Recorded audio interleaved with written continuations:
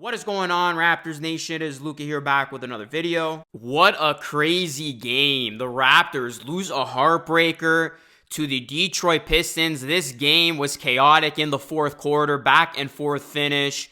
And then Jaden Ivey hits the game winner as the Raptors fall to 0-10 on the road. They are 4-14 on the season. They've somehow lost 4 straight now against the Pistons.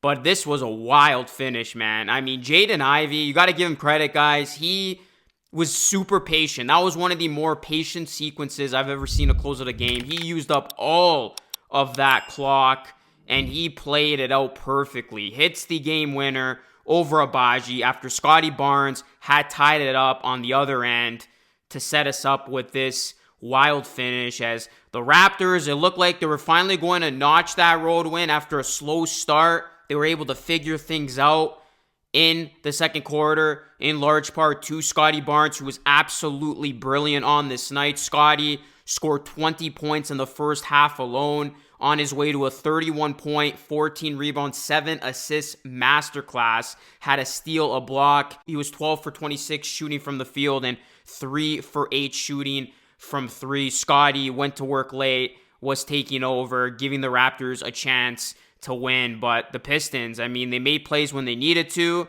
and they get this one after they had lost 3 in a row. But you look at this result, it's heartbreaking, but depending on where you stand, tank, team no tank, if you're on team tank, you love this because the Raptors put up another hard-fought effort. We're in it at the end, but end up with the L. And I mean, honestly, based on how the Raptors have lost these games, so many heartbreaking losses in the span of 18 games to start the season, the Raptors deserve Cooper Flag for how this season has gone. I mean, this is wild. I don't think there's ever been a team like this, guys, where a team is 4-14, but yet they could easily be 500 with how many games they have lost at the end. And this team plays well. We know guys step up into their role. It's just execution. Execution has been the problem, and the Raptors' ability to close out their opponent. Barnes was great. It's good to see Scottie Barnes now hitting his stride. He came back a couple games ago from that orbital fracture, and in that game, saw limited action. Then we saw his minutes bumped up a bit in the Raptors' most recent game in Cleveland on Sunday night. And then this one, Scottie Barnes, 37 minutes, and it seems like he's back to his normal workload now. So no more minutes restriction for Scottie. And we are seeing the Scottie Barnes that we thought we were going to get this season. Just an all-star caliber type of player. But you look at some of the others, the bench was huge. You got to give the bench a ton of credit, guys, because if the Raptors bench doesn't come to play tonight, they don't have a chance to win this game despite Scottie's excellence. So you look at the Raptors bench, it really is nice to see because the Raptors have lacked the bench for so many seasons. But this season, we have seen that bench mob 2.0 vibe starting to come back slowly but surely. And once this Raptors team continues to get healthier, guys are going to go back to their original role. The rotation's going to be set, more balanced, and you are going to have a very capable bench, as was the bench in this one. Boucher, 10.7 rebounds. Jonathan Mobo, 5 points, 3 rebounds. Shed, 8 points, 4 assists. Battle, 9 points, 4 rebounds. And then you look at Bruno Fernando. He gave the Raptors 9 points and 5 assists. So the Raptors outscored the Pistons bench 41-28. That was big. And, you know, you look at Battle. He had extended run with Grady Dick missing this game, as he's day-to-day with a calf strain. And then you look at the starters outside of Scottie, that's where, you know, the Raptors ran into issues. They didn't have much help for Scottie in that starting unit. Abaji, Guseg did not score a single point. This was easily his worst game of the season. He was a minus 26, just took 4 shots, missed all 4. Davion Mitchell just had 3 points. He struggled 1 of 7 from the field. Jakob had 8 points, 11 rebounds, so a respectable effort. Not going to get on Yak. And then RJ Barrett, he did have 17, but I thought this was not a good RJ Barrett game. He was very inefficient. 7 for 19 from the field, 1 for 6 from 3. The Raptors, they were big on the glass. I mean, they had a season high 23 offensive rebounds. They dominated the glass battle, 50-38 overall, but offensive rebounds in particular, like huge. 23 offensive rebounds to the Pistons 6. That was another big component to this game that really kept the Raptors in it. Bench play and offensive rebounds. And then, the Raptors had 46 points in the paint. They committed a ton of fouls, though, 27. As you look at the free throw battle, you look at the Raptors, they only had 10 free throw attempts in this one. The Pistons had 31.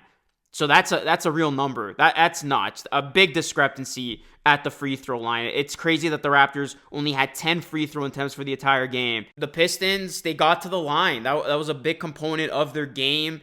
And, they had big play from Ivy, who was excellent in this one, including hitting the game winner. And you had Beasley chime in with 14, Duran with 13, Hardaway Jr. 10, Tobias Harris with 12. So all 5 of their starters finished in double figures. So really it was the opposite in this one, where it was the Raptors bench, but then the Pistons starters collectively outplay the Raptors starters. And the Pistons, they were due for a win, losing their last 3. But the Raptors, they cannot buy a win on the road, guys.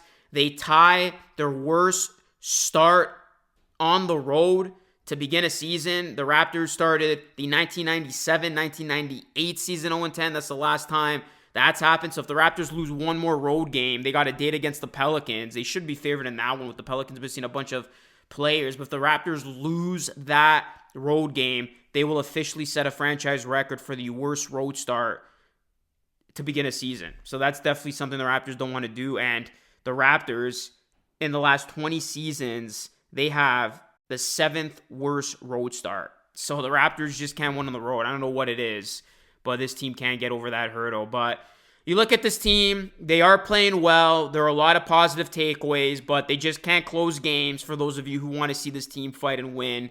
And just like that, after winning 2 in a row, they've lost 2 in a row. So it seems like the tank narrative is still alive and well. And I said that a couple games ago. I'm like, it depends how the Raptors are going to look on this road stand. But put it this way, if the Raptors lose against the Pistons, I think the tank is once again alive and well. If the Raptors somehow fumble that game, because the Raptors should be able to beat the Pelicans. I thought they were going to win this one. I know they're on the second ever back-to-back. But if the Raptors don't beat the Pelicans, Tank Nation's going to be alive and well. And full faith in the tank on my end. But this is a team that they are going to get healthier. Grady, there's no timetable for his return. He is day-to-day. Bruce Brown might return with the team at some point this road trip. That's what Grange said.